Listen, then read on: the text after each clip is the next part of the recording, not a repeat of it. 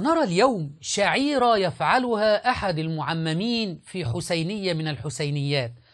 أولا، هي لا تصلح أن تكون في أي دور من أدوار العبادة، ولا تصلح أن تكون من رجل دين، وإن كان يمثل مع صراخه مع ضربه مع عويله. هل يصلح من أمثال هؤلاء أن يؤخذ الدين يا عقلاء الشيعة؟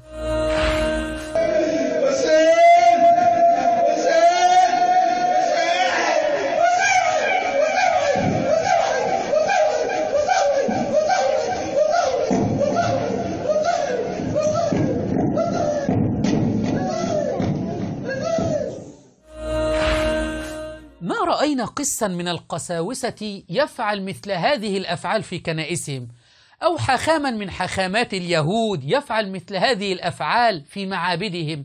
لم نرى مثل هذا إلا في الديانة الشيعية، وساوس شيطانية يفعلها الشيعة الإمامية.